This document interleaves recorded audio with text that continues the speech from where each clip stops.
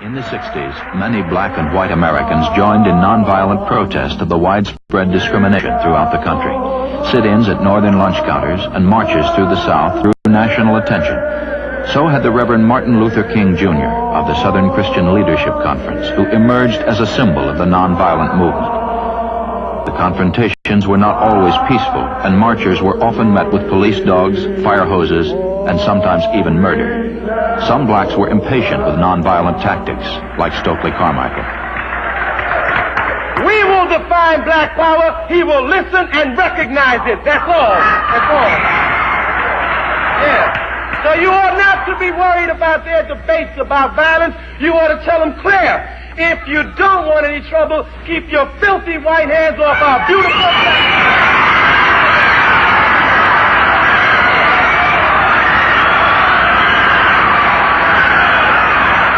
Despite the race riots of the late 60s, not everyone would accept the radical viewpoint. Martin Luther King still spoke to the hearts and minds of most Americans. And it seems that I can hear the God of history saying, that was not enough.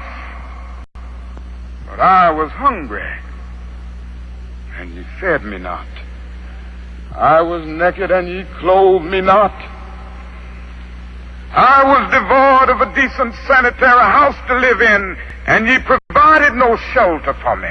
Consequently, you cannot enter the kingdom of greatness if ye do it unto the least of these, my brethren.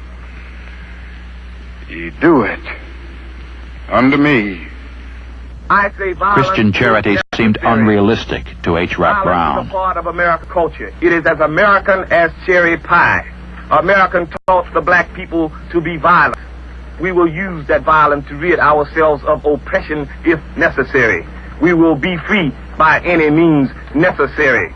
The events of 1968 would cause us all to wonder who was right. But Martin Luther King stood resolute as spoke that April in Memphis. That we've got to give ourselves to this struggle until the end.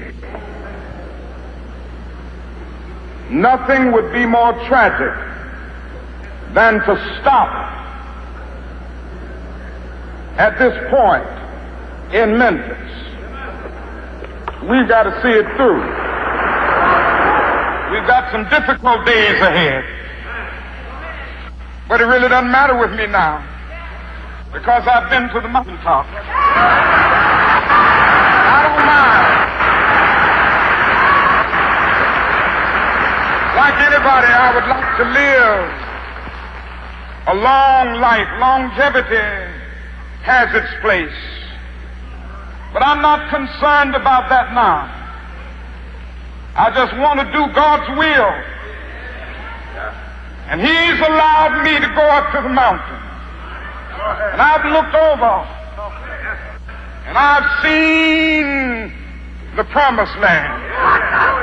I may not get there with you, but I want you to know tonight that we as a people will get to the promised land.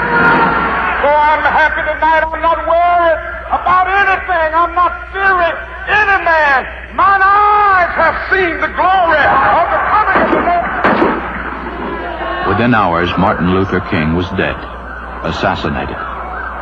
The outrage could not be contained. Fires burned the cities of America.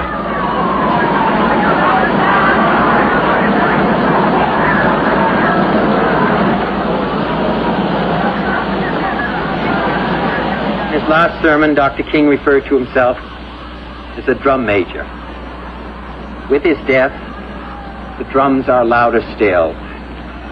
We do not yet know whether they are a summons to battle or to the meeting of reconciliation and peace. That choice, it seems to me, is largely up to us. This generation did not create most of the conditions and the convictions which have led us to this day, but this generation has a responsibility to resolve them.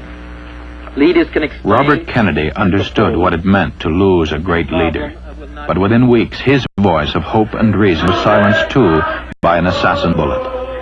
Despite our heartache and despair, in time we would remember our losses by the legacy of hope they left us, determined that together we would overcome.